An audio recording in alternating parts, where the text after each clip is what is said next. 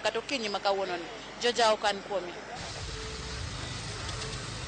Erokamano ahinya Millicent awinji maliw ahinya kowuok e kaunti ma Kisumu kuma wan bende e kaunti ma Mombasa wadwani wawinjane pach jodak kawuoyo e wi wach ng'anyo. Jo ng'anyo ma ng'anyo gi be giyudo ka gin gi ratichgi, be giluwo chike mowinjore mag ng'anyo, to en ang'o monego bed ni timore e kinde mag ng'anyo. Kama antiere ni antiere e gweng' ma Likoni ema dwani alosi gi moko kuom jodak ginyisa ni to pachgi en mane kaluwore gi weche mag ng'anyo. Suda machiegni ka chakna gi nyingi to inyisa ni wach ng'anyo be ineno ka japiny yudo ratiche mar ng'anyo, to ji onego bed ni ng'anyo yo machal nade?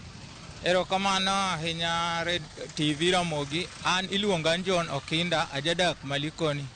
Lakini kalure kod kaka sani sirkal terowa gi wach mar ng'anyo, ok en gima ber kabisa ka jowa inego kendo inego ka dhok, inego ka le, to ok en gima ber kuomwa kata dichiel.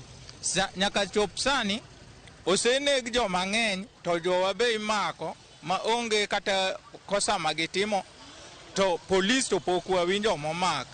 Ochopo kama koro igolo nyaka jowa e utegi, igolo nyaka mine marang'onde i ot kigoyo iyo marach. Polis ok uti kodwa maber kata matin. Jomoko ma bende samoro wacho ni jo ng'anyo bende rocho ratiro, samoro timo gik machalo mag kuo kata monjo obila. Iparo ni ini wach ni neno nang'o, nikech gin be gikoni gin be gi-react kaluwore gi okang' ma jo ng'anyo bende kawo kodgi. Gima nitie, onge jang'anyo mosebedo ka bayo polis gi kidi ka pod polis ok okwinyogi. Ineno ka ng'anyo kaka mane waneno chieng' Sabasaba manotimre Meru, ne jokano ng'anyo maber zaidi kendo ji nowuok mang'eny ka rombgi, to ne gi ng'anyo ma onge lweny moro amora manobedo. Lakini wan ka ng'ato chako ni ng'anyo to polis osedonjo kuome kod gik moko ma obaye gi tear gas, igoye risase, nyaka iwang' nikech ibe in ng'ama dhano. To sama ng'ato obayi gi risase, ibe gima in go lweti en mana kidi eminyalo tiyo kodo e sano. Erokamano ahinya. Wayudo jadak machielo, chakna gi nyingi tinyisa ne wach ng'anyo madhi nyime pacho ka. Bineno ka jang'anyo yudo ratiche.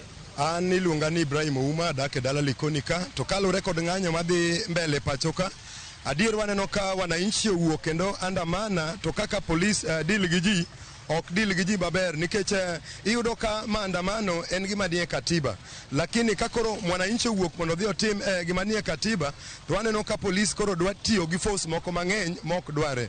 Wan gima wang'eyo manie chunywa en ni ng'anyo kaka enie katiba onge gima ber mabiro mayot. Wan gi yie ni Nyasachwa biro telonwa, kendo ng'anyo madhi mbele ni polis ti gi nguvu mang'eny, owe tiyo gi nguvu mang'eny, to ang'e ni wan watimo gima haki marwa manie katiba. Waneno ka gigoyo mine, gigoyo nyithindo, wadhi ya ohala ni wan tiyo, to polis biro witonwa tear gas. Gima wang'eyo ni gima ber ok bi mayot, to ok wabi ol gi ng'anyo. Ng'anyo biro dhi mbele kaka osepange maonge dok chien kata matin. Koro an kaka Ibrahim kadak e dala Likoni ka, ng'anyo wabiro dhi kendo pod wabiro time nyaka Nyasaye tund kodwa kama nopango. Onego bed ng'anyo machal nade? Ng'anyo adier onego bed ng'anyo maber, ma peacefully, maonge koko mwasebedo kwatimo. Onge chieng' mobro wuok nwa dhi ng'anyo to wachako goyo ji. Hapana, lweny mineno wuok ka polis ema okwinyowa. Omiyo wan onge time wasewuok nwa manyo duk ng'ato nwa dhi goyo, wadhi ketho, oyo lweny gi te polis ema chakogi, to ok nwa oli, ok wabiol. Erokamano ahinya. Ide ng'at mogik ka indi suda machiegni ka, chakna gi nyingi tinyisa ne iparo ni ng'anyo onego bed ng'anyo machal nade? Chakna gi nyingi. Ng'anyo onego, an kuom nyinge luonga ni Joyce Achieng', an jatich Nyasaye wara, to an nakwayo kwe, to kwe biro kuom ng'uono. Maonge ng'uono, kwe ok nyal bedo.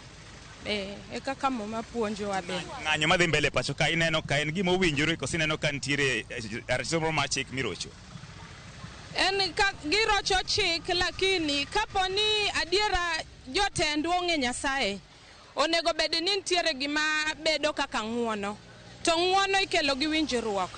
To ka onge winjruok, otek. To Nyasaye wacho ni mondo wang'uonre bende. Erokamano ahinya.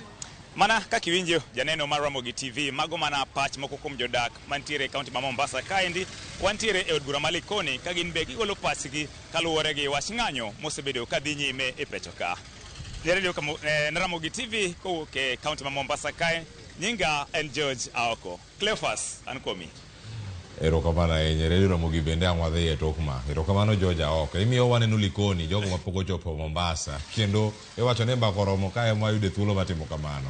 Erokamano kuom mbako ratwa ke county